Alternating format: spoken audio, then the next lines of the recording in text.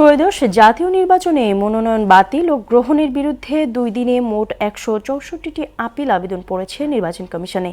Appeal নিষ্পত্তিতে প্রার্থিতা ফিরে পাওয়ার বিষয়ে আশা জানান প্রার্থীরা। এদিকে মনোনয়ন বাছাইয়ের ক্ষেত্রে একটি নির্দিষ্ট দলের প্রতি প্রশাসনের পক্ষপাতিত্বের অভিযোগ আনল জাতীয় নাগরিক পার্টি এনসিপি। সিইসির সঙ্গে সাক্ষাৎ শেষে দলটির মুখপাত্র আসিফ মাহমুদ সজীব ভূঁইয়া বলেন, অনেক জায়গায় নির্বাচন কেন্দ্রিক আচরণবিধি লঙ্ঘন হচ্ছে, আইনশৃঙ্খলা পরিস্থিতিও হতাশাজনক। আরও জানাচ্ছেন মফিউর রহমান। ত্রয়োদশ জাতীয় নির্বাচনে বাতিল হওয়া মনোনয়নপত্র বৈধ করতে দৌড়ঝাঁপ শুরু প্রার্থীদের। আপিল জমার দ্বিতীয় দিনে আগারগাঁওয়ে নির্বাচন কমিশন ভবনে যান অনেক প্রার্থী। উদ্দেশ্য আপিল নিষ্পত্তি করে ভোটযুদ্ধে নামার সুযোগ পাওয়া। সারা দেশকে 10টি অঞ্চলে ভাগ করে নেওয়া হচ্ছে আপিল আবেদন।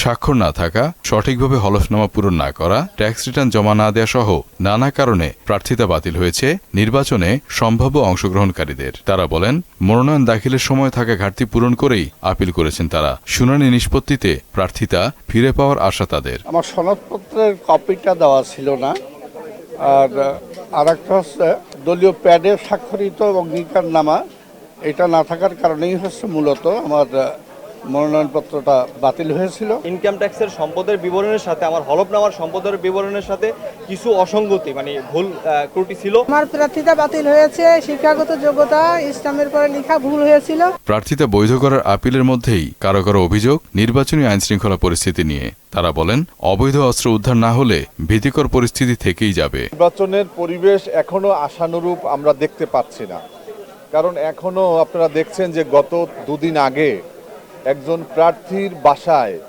কাপড়ের কাপড় পাঠানো হয়েছে। নির্বাচনের পরিবেশ যতটুকু আছে অতটুকু ক্লিয়ার না। আমরা ভালো নির্বাচন পরিবেশ আমরা চাচ্ছি। ইসিতে আপিল আবেদন করা যাবে আগামী 9 জানুয়ারি পর্যন্ত।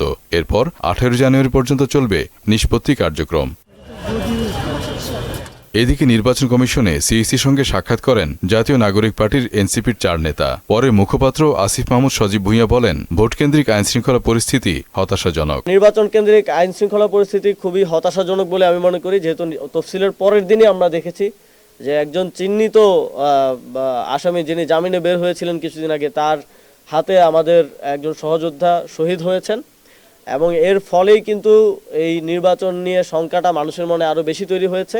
ইসির প্রতি পূর্ণ আস্থা রাখা সম্ভব হচ্ছে না বলেও জানান তিনি। তারা আমাদেরকে আস্থা দেওয়ার চেষ্টা করেছেন, তবে অবশ্যই আমরা তাদের কাজের মাধ্যমে, তাদের কথার মাধ্যমে নয়, তাদের কাজের মাধ্যমেই আমাদের আস্থা ফিরবে কি ফিরবে না সেটা আমরা দেখব।